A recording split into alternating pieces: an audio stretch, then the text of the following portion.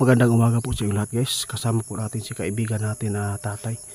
Kasi po ni-request po natin talaga ngayon para po maipaabot sa inyong lahat tungkol po sa good news na ipinapasa po sa atin ngayon. Marami po nag-chat dahil po meron silang napanood na si Tatay Digong po daw ay makakabalik na at makakalaya na po doon sa ICC, doon sa Netherlands. Dahil po dito tayo, marami nag-aabang kung ano po ang tugon ng ating kaibigan, kung totoo po ba ito yung balita na makakabalik na si tatay. Kaibigan, tay, magandang umaga po.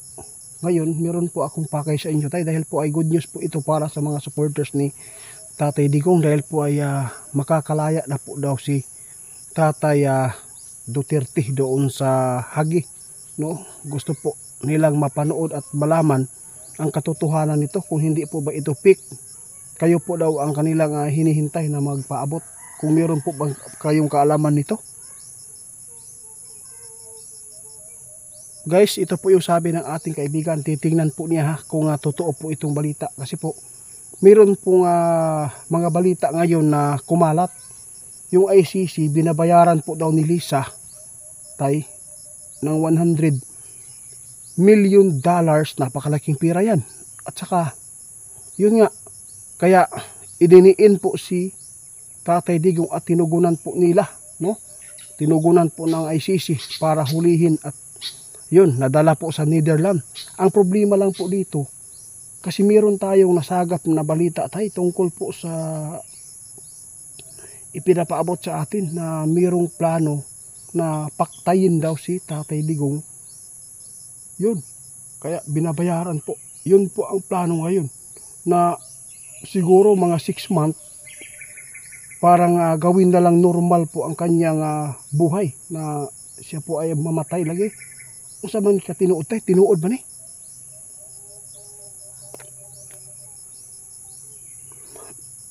Guys, ito po yung sabi ng ating kaibigan, yung mga napanood natin na mga pagpapaabot na hindi maganda po about sa kay Lisa at saka kay Tatay Digong.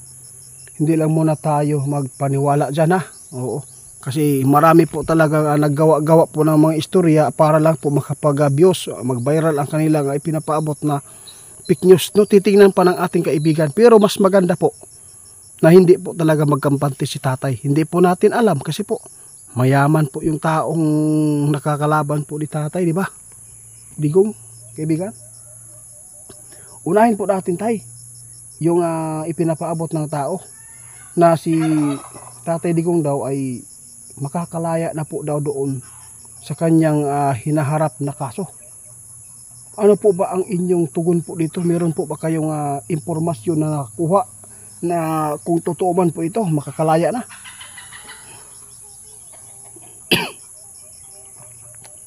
Ito po yung sabi ng ating kaibigan, no? Nakita ni kaibigan, mahina po talaga ang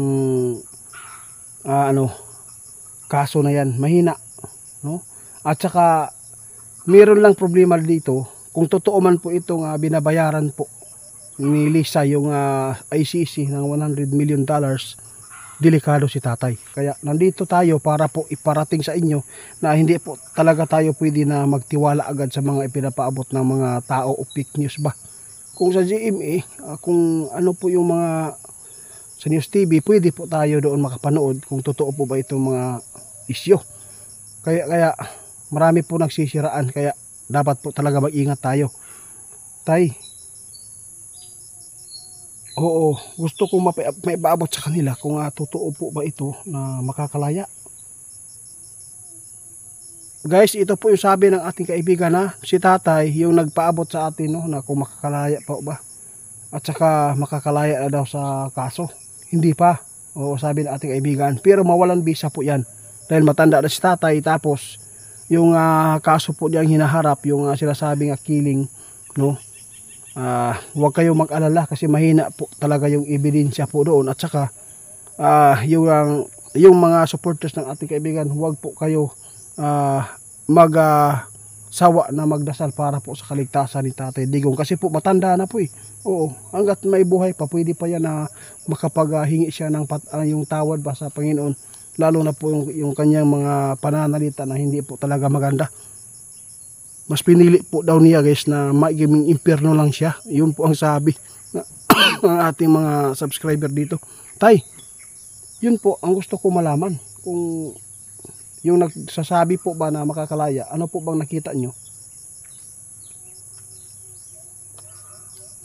O basta, huwag kayong mag-alala. Yung sabi ng ating kaibigan, nag-prediction na po siya dito na mawala na po ng bisa. Pero ngayon hindi pa siya makakabalik kasi po maglilitis pa. Hindi po yan basta-basta. No, pero huwag kayong mag-alala kasi makakabalik po talaga, yun po sabi ng ating kaibigan, at mawalan po ng bisa. Oo. Pero marami nagsasabi, tay. No, ano po daw ang babalikan pa daw niya dito. Ibig sabihin, doon na siya malalagutan po ng hininga. Parang masakit po ito talaga na mapanood natin yung mga video ito. No? Marami pong nagsabi, karma na yan. Karma na po niya yan. Ano po bang maipayo po niyo sa mga nakapanood sa atin? Ito po, ang payo ng ating kaibigan, lahat po tayo hindi perpekto. Pero, hindi man siya perpekto, pero marami din pong nakabenepisyo at marami din pong mga tao na sumusuporta sa kanyang pagpapatupad noon, nung mahigpit, no? Kaibigan? O kung tutuusin, no? Yung mga biktima na pinapatay noon, nung siya po ay nakaupo, choice po nila yan, no? Na sila maging ganyan dahil po pinili po nila na maging adik. Pero ngayon walang war on drug, no, maraming namamatay ng mga inosente. Masakit isipin kasi po yung mga biktima hindi po nila yan na pinili na maging biktima sila ng mga adik. Yun po ang pag-isipan ng lahat. Oo. Kaya ano lang, pasaylo lang na to. Patawarin lang po natin si Tatay Digong, no? Kasi nasasaktan man po yung mga magulang, yung napatay doon dahil po sa kanilang bisyo ginagawa. Pero mas masakit yung mga inosente na namamatay ngayon, no? Wala pong yung hustisya na nagaganap, wala. Nakakaawa. Kaya sa lahat po lang na nakapanood sa atin, ito po yung mapaabot natin sa inyo. Huwag kayong mag-alala. Kasi yung nagpaabot sa atin na good news na makakalaya daw si Tatay doon sa kanyang kaso, mangyayari po talaga yan, ha? Yun po ang totoo. Makakabalik po si Tatay. Sana po ay hindi po totoo yung sinasabi nila na 100 million, no, dollars. Napakalaking pira yan. Kung sakali man, kung totoo ito. Magulo po ito, guys. Pwedeng mabaliktaran po yung ICC. Pagtulungan po talaga ng taga-ibang bansa nito kung malaman po talaga na ginamit nila yung pira na yan para lang tumugon sa paghuli kay Duterte. Kasi marami pong gustong hulihin po ng ICC, pero si Tatay Digong lang po talaga yung natugunan, no? Kaya kaibigan, salamat ha. Sa lahat po ng mga supporters ni Tatay, huwag kayong mag-alala, ipagpatuloy lang ninyo ang inyong pagdasal para sa kaligtasan po ni Tatay, yung kalusugan po niya. At saka makakabalik po talaga siya, kahit pasabihin po ng iba na doon siya malagutan.